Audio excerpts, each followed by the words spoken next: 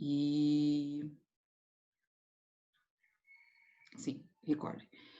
E vou colocar, para a gente começar aqui a discutir um pouquinho sobre o filo molusca, tá? Então, quem é esse filo molusca, né? O filo molusca pertence os animais invertebrados que têm o corpo mole, né? Molusca significa mole. Então, a gente tem uma série de representantes aí que são animais que fazem parte desse filo molusca, tá?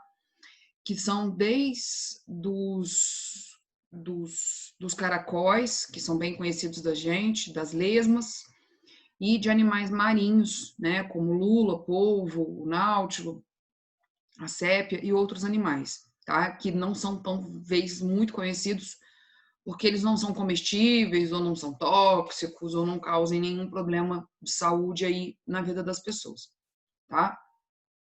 Então, quais são as características gerais, né, de um molusco, né? Então, a gente conhece aí cerca de 100 mil espécies vivas, então o filo molusca é considerado aí um dos filos onde a gente tem mais representantes, né, na face da Terra, então é considerado o segundo ou terceiro filo com mais representantes. Se conhecem também cerca de mais de 35 mil espécies fósseis, né? Então, por causa justamente das características da presença de concha em algum deles, né? Em muitos do grupo, parte desse corpo foi preservado, né? E consegue-se entender que esses animais vivem aí na face da Terra há muitos anos, né? Há muitos séculos e milênios aí. A gente conhece no Brasil cerca de 1.350 espécies que são nativas do Brasil, né, que nasceram aqui, ocorrem aqui. Então, também é um filo bem conhecido, né, aqui no Brasil.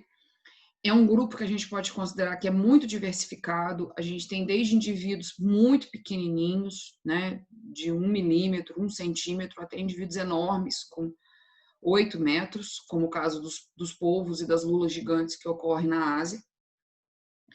Temos também desde animais simples, né, que têm aquele corpo mole, seus sistemas corporais, até indivíduos muito complexos, como é o caso das lulas e polvos, que têm olhos especializados com cristalino, como o nosso, e indivíduos também que podem ser vagarosos, como as lesmas e os caramujos, até animais também muito ativos, como que é o caso das lulas e dos polvos, tá?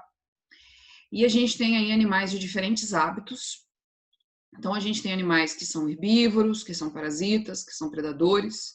Então, é um filo de comportamento, tamanho muito diferente, tá? Muito diversificado. Também ocupam vários hábitats, como água doce, marinhos e ambientes terrestres.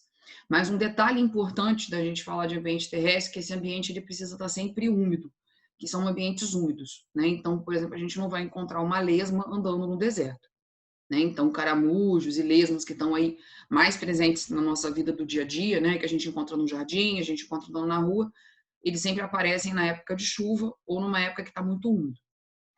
A simetria deles também é bilateral, como dos outros indivíduos que a gente já viu. Então, a questão do hemisfério norte, né? Esquerda e direita, norte e sul do corpo, tá? Então, eu não consigo dividir um molusco aí em 4, 5, 6 pedaços que sejam iguais, né, de simetria radial. Ele não tem simetria radial, ele tem simetria bilateral do hemisfério esquerdo e direito, tá? E uma coisa importante quando a gente fala de molusco, né, é que ele tem todos os sistemas corporais. Então, de todos os filos de invertebrados que a gente viu até agora, esse aqui é o que tem todos os sistemas corporais, tá? Então, vai ter sistema digestório, sistema nervoso, sistema circulatório, e então ele é um pouco, né, mais complexo do que os outros filos que a gente já viu, porque ele tem todos os sistemas. Então, como que a gente pode definir o que é né, as características de um molusco? Né? Ele é triblástico, então, na divisão lá da embriologia dele, ele forma os 3 tecidos, os 3 folhetos embrionários, né? Ectoderma, mesoderma e endoderma.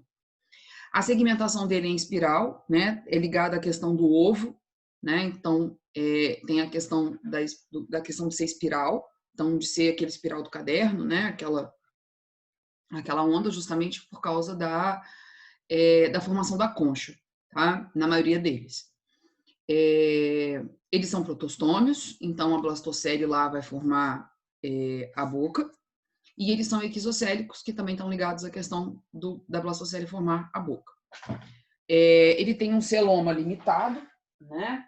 Então, esse celoma, ele tem um celoma, então ele é um indivíduo celomado, mas esse celoma, ele é limitado e é encontrado ao redor do coração, das gônadas e dos rins, tá?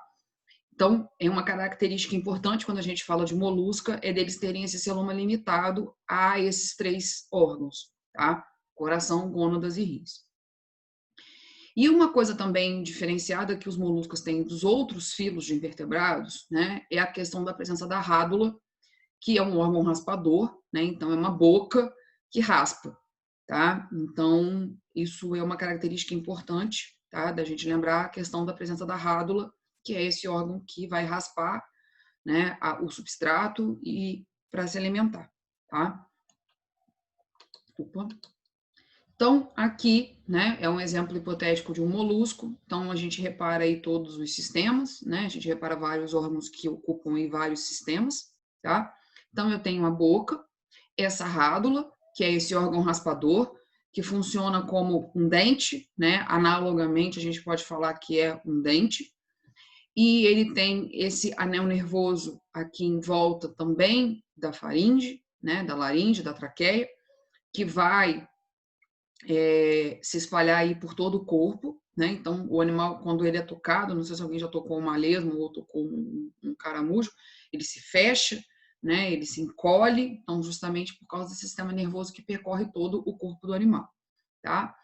Ele vai ter estômago, ele vai ter as gônadas, o intestino, o coração, né? O celoma aí, a gente repara que está aqui em volta, né? Do coração e dos rins, né? Porque ele também tem a presença do nefrídeo, como a gente tinha lá em Anelida. A questão da concha é importante, né? Todos os moluscos vão ter uma concha, tá? É uma característica que é comum a todos os moluscos. Essa concha vai variar de classe para classe, né? E se ela está externa ou internamente, que a gente vai ver isso quando a gente discute um pouco sobre cada classe de molusca hoje na aula, tá? E eu tenho aqui a presença do ânus, né? E a questão, aqui no caso desse animal, ele tem brânquias, tá? Mas o que acontece? O molusco, ele pode ter respiração branquial, pulmonar ou cutânea, tá? Então, ele tem aí um sistema respiratório bem diverso entre as diferentes classes, tá? Esse pé, né? Esse pé não é um pé igual o nosso, igual de alguns vertebrados aí, uma pata, né? Ele tem um pé largo, vamos colocar assim, que ele rasteja, né, pelo substrato. Alguns indivíduos, como o caso lá de lulas e polvos e sépias e náutilos, eles não vão ter pés, né? Eles vão ter tentáculos, por causa justamente do ambiente que eles ocupam, que é um ambiente aquático, né? Eles são seres aí nectônicos, né? Então, eles têm um outro tipo de locomoção, tá? Mas uma característica que a gente pode colocar é que os moluscos possuem um pé, tá? Não que aquele tentáculo não seja um pé, tá? Ele também serve para locomoção, mas é uma locomoção um pouco diferente, tá? Vamos lá. Então, basicamente, um molusco tem a forma de cabeça e pé, né? Então, a gente pode falar que o molusco, ele tem, o corpinho dele está dividido em cabeça, né, e pé, tá? Na cabeça, eu vou ter a boca e vou ter a rádula, né, que tem a função aí de raspar e conduzir o alimento ao trato digestivo como uma esteira, tá? Então, aquela rádula, ela vai raspando e jogando para dentro da faringe, né, do esôfago. A rádula é composta por dentes quitinosos, né, então justamente precisa ser um material forte para conseguir raspar, né, e algumas especializações dessa boca, né, é ter partes, né, que podem furar e apoar presas, né? Então, conseguir capturar presas como um anzol, tá? O pé, ele vai servir aí para locomoção, para fixação, para adesão, para propulsão e para natação, tá? Então, eu posso ter um pé aí nos moluscos que podem ter uma diversidade de funções, tá? Então, ele vai servir para locomoção, ele vai servir para fixação em alguns grupos, ele vai ter a função de adesão, de propulsão, como é o caso lá dos polvos e lulas, e de natação também, tá? E a maioria dos moluscos também, esse pé secreta um muco que facilita a locomoção, que é o que a gente absorve, né? Observa em os caramujos e nas lesmas, né? Que por onde eles passam, eles deixam um rastro de uma substância gelatinosa, né? Então é justamente um muco, né? Eles liberam um muco e isso vai facilitar a locomoção deles, né? Ele vai conseguir escorregar ali, vamos colocar assim. E a gente tem também o corpinho aí dos indivíduos sendo formado pelo manto e pela cavidade do manto, né? Então, o manto é justamente a parte que secreta a concha, que tem a função de proteção, né? Então, é a parte superior ali daquele animal que a gente viu desenhado. E esse manto, ele tem a função de secretar essa concha, tá? E essa concha serve basicamente para a proteção do indivíduo, tá? Então, quando alguma coisa bate, alguma coisa ele passa por algum lugar, ou até mesmo dele ser predado, a concha serve ali para proteger ele de ser atacado, tá? E a cavidade do manto é onde eu tenho os órgãos, né? Principalmente os órgãos respiratórios, que podem variar entre brânquias e pulmões, né? Esses órgãos têm a função de troca gasosa, então de capturar oxigênio, liberar gás carbônico, tá? E nos moluscos aquáticos, né, essa cavidade do manto também tem função de reprodução, de locomoção, de alimentação e de excreção de dejetos, tá? Então, basicamente, a gente pode dividir um molusco em cabeça, pé, manto e cavidade do manto, tá? Então, o manto é basicamente a concha, a cavidade do manto é tudo que está debaixo daquela concha, né? Então, todos os órgãos que estão ali, os sistemas que compõem um molusco, né? Que fazem o molusco funcionar, vamos colocar assim, para a gente entender. A concha, né? Que é uma questão, uma característica também dos moluscos, além do corpo mole, é a presença da concha, né? Ela vai aparecer aí no período de larva e ela vai crescer por toda a vida do animal, né? Então essa concha ela vai crescendo junto com o corpo do animal e ela aparece desde o estágio larval, tá? Ela é formada por 3 camadas, isso é apenas uma curiosidade, gente, eu nunca vi pergunta sobre isso, mas é para a gente entender que ela é uma estrutura muito bem formada, não é simplesmente só uma proteção, uma carapaça, tá? Ela tem camadas, né? Então eu vou ter uma camada mais externa, uma camada mediana e uma camada interna, tá?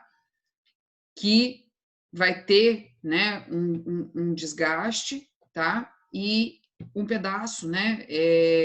Ela vai crescer só na margem, que é o caso da camada mais externa e da camada mediana, tá?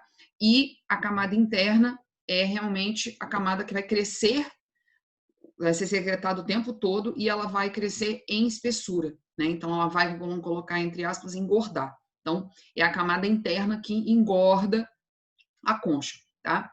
Que é a camada que a gente chama de nacarada, tá? Que comumente é aquela que a gente observa nas conchas, né? Se a gente abrir por exemplo, quando a gente abre um bivalve, né? Uma ostra ou um coquilho lá de Saint-Jacques ou uma outra concha de molusco, né? A gente observa lá dentro uma concha prateada, né? Uma questão meio prateada, assim, brilhosa, né? Então é aquela parte daquela concha, daquela parte interna da concha, por exemplo, de um marisco que a gente vê que ela tem uma cor brilhosa, né? Aquela camada que cresce continuamente, ela cresce em espessura, tá? E os moluscos, né? Vão ter uma grande variação do tipo de concha e vão depender do ambiente que ocupam, né? Então vão ter diferentes tipos de formatos de concha, né? E de tipos de concha, mais grossas, mais finas, mais coloridas. fixas ao substrato, muito fixas ao substrato, só ligadas a esse substrato por alguma estrutura de fixação. E é uma coisa que a gente observa, né? Eu acho que, eu não sei se alguém já teve curiosidade de ver na praia essa questão dessa camada interna brilhosa, tá? Mas quando vocês verem uma concha, tiverem curiosidade, observem a diferença, né? Que tem a cor de dentro da concha e a parte externa da concha, tá? O sistema digestivo, né? Então a gente viu que como ele tem todos os sistemas, ele vai ter, e ele tem boca e ânus, né? Então ele tem um trato digestivo aí complexo, tá? Com boca e ânus, isso é importante, né? A gente lembrar. Ele vai ser especializado de acordo com a nutrição de cada animal, então se o animal é um caça, né? Se ele é um predador ou se ele é um filtrador, né? Quando a gente fala lá dos mariscos, por exemplo, da praia e da ostra, né, que são pratos aí apreciados em algumas culinárias, em algumas culturas, aqueles animais são filtradores, né, então eles não vão precisar ter uma boca que raspa, que faz um monte de coisa, né? Diferente, por exemplo, dos polvos, que são animais caçadores, então que eles precisam capturar a presa, então eles vão ter uma especialização diferente aí entre cada classe, tá? E uma coisa que é importante, que todos esses moluscos vão ter um trato intestinal ciliado, né, e extenso justamente para aumentar a capacidade de absorção, tá? Então, todos eles vão ter um intestino comprido, vamos colocar assim, e com cílios, né, que aumentam aí a absorção dos nutrientes, tá? O sistema respiratório, como a gente já viu, ele pode ser branquial, para os animais que são aquáticos, pulmonar para os animais que são terrestres e cutânea também para os animais que são terrestres, tá? Então ele tem aí uma diversidade também em relação ao tipo de respiração que ele faz, tá? As trocas gasosas, elas vão poder acontecer além das brânquias, dos pulmões e da superfície corporal, também pelo manto, tá? Então o manto também é parte da pele, né? É parte da superfície corporal, então ele também faz troca gasosa. E eles vão ter alguns órgãos especializados aí no sistema respiratório, de acordo também com o ambiente que esse animal, que cada classe de molusco ocupa no ambiente, tá? O sistema circulatório, ele é aberto na maioria dos moluscos, tá? E a diferença a única classe que tem um sistema fechado circulatório é o cefalópodes, porque são os animais que têm um tamanho corporal maior do que as demais classes de moluscos, tá? Os cefalópodes são representados aí por polvos, lulas, sépias e os náutilos, tá? Que são aí os moluscos considerados mais complexos, né? A classe mais complexa dos moluscos, tá? Esse coração dos moluscos, eles são divididos em 3 câmaras, tá? Então eu tenho 3 câmaras de coração, além de vasos e seios sanguíneos, tá? E pigmentos respiratórios, tá? Então eu também tenho aí, né, hemoglobina e outros pigmentos respiratórios ou não, tá, gente? Essa questão dos pigmentos respiratórios vai depender também da classe de molusca, tá? Esse é um filo muito diverso em relação aos diferentes animais que ocupam, né, que são classificados como moluscas, tá? E, por incrível que pareça, esse filo é um filo monofilético, mesmo tendo toda essa diferença, tá? O pessoal chegou, né, os cientistas que estudam moluscas chegou à conclusão que esse filo é um filo monofilético. Então, todos eles tiveram um único ancestral comum. O sistema excretor, né, então ele pode ter aí 1 ou 2 rins, que são chamados aí de metanefrídeos, tá? E esses dutos dos rins, além de liberarem a urina, né, a excreta deles, também liberam ovos e espermatozoides, que também depende aí, né, da classe animal, né? Esses animais eles podem ser hermafroditas ou dioicos, tá? E de acordo aí com o que cada classe tem, né, eles podem ter esses rins também liberam, né, os dutos dos rins, essa uretra, né? Não é bem uma uretra, mas para a gente lembrar da gente entender isso, né? Ele também vai liberar, além das excretas, ovos ou espermatozoides, tá? Então, esse metanefrídeo, vamos procurar ele aqui, né? Então, o metanefrídeo, ele tá aqui, ó, tá? Nessa parte... Perdi o meu negócio que eu quero. Ele tá aqui, né? O metanefrídeo tá essa partezinha aqui, tá? E ele pode, né, também liberar, se a gente vê, ele tem uma saída aqui no manto, né? Essa bolinha menor que eu tô fazendo aqui, ele tem essa bolinha menor aqui, né? Essa bolinha menor aqui, então ele também pode liberar não só as excretas, mas também a questão dos espermatozoides e óvulos, justamente porque as gônadas, né, estão aqui ligadas a esse metanefrídeo, tá? Então, vamos lá. Opa, deixa eu apagar isso aqui. Então, o sistema nervoso, né? Então, o sistema nervoso, ele é um sistema complexo, né? Então, ele é um sistema bem complexo. Eu tenho pares de gânglios com cordões nervosos conectivos, então ele está ali em volta, né? Esses gânglios estão em volta da faringe, da traqueia do animal, tá?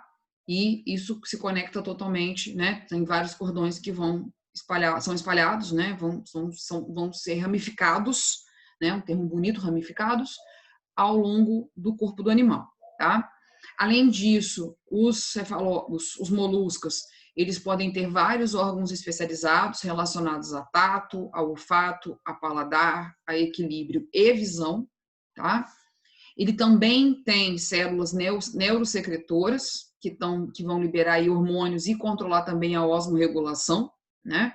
Principalmente dos animais que são terrestres úmidos, né? Então, a questão da troca aí de água e de sais minerais com o ambiente, ele é importante ele ter essas células que regulam, né? Fazem aí a sua osmorregulação, como também os animais que vivem na água, tá?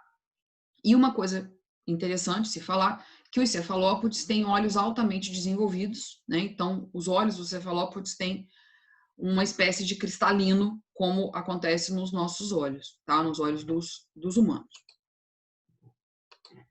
A reprodução, então eu posso ter animais, grupos aí que são dioicos ou monóicos, hermafroditas, tá?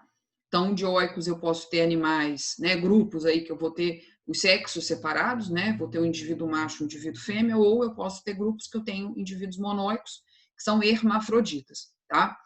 Uma coisa interessante a se dizer aqui dos moluscos, que existe uma classe, gente, que o indivíduo ele é macho quando novo e fêmea quando adulto, né? Quanto mais velho. Então ele tem também essa questão bem diversa em relação à questão de ser dioico, de ser monóico e de ter essa mudança aí de qual gameta ele está secretando numa determinada época da vida dele, né? Num determinado tempo de vida.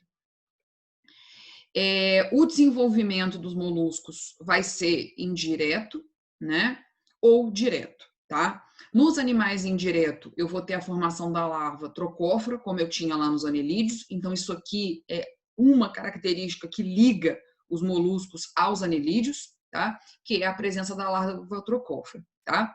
Uma outra larva, né? Os moluscos, como são indivíduos muito diferentes, eles vão ter dois tipos de larva, né? Então, na sua primeira fase de desenvolvimento, ele pode formar a larva trocófora e depois, né, quando ele está quase adulto, ele pode se transformar nessa larva que a gente chama de Veliger, tá? Que é uma larva livre natante, tá? Diferente da larva trocófora, que às vezes é uma larva que ela fica mais fixa ao substrato, tá? Essa larva Veliger, ela vai acontecer aí principalmente nos gastrópodes e bivalves, né? Então lá nos caramujos e lá no marisco, na ostra, que são bivalves, tá? E eu vou ter desenvolvimento direto, tá? Sem essa larva livre natante, então ela não é nem larva trocófora, nem larva veligéria, eu já saio um indivíduo jovem igual ao adulto, tá? Nos cefalópodes, nos caramujos e em alguns bivalves límicos, tá? Então, essa questão da reprodução, de como o desenvolvimento vai ser direto ou indireto, se vai ter a presença da larva trocófora ou da larva Veliger, depende muito da espécie e da classe de molusca, tá? Pergunta que o Igor deve estar se fazendo aí. Professor, eu preciso guardar esse monte de nome de trocófora, de Veliger, prova, não sei o quê. Gente, isso é uma questão que a gente precisa só ter a noção que existem que eles têm esse desenvolvimento indireto da larva, tá? Mas comumente esses nomes não são cobrados em vestibular, tá? Não vi nenhuma questão, tá? Eu tenho sido assim, tenho caçado todas as questões possíveis e prováveis na internet, tá?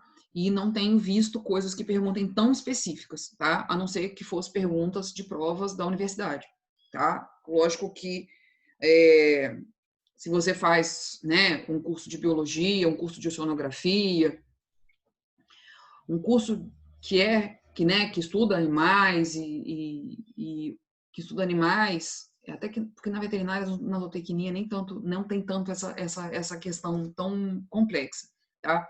Mas na biologia e na oceanografia, que são dois cursos até que estão mais voltados a essa questão, a gente precisa saber isso tudo, tá? Isso cai em prova e isso é importante a gente entender até para conseguir classificar os animais.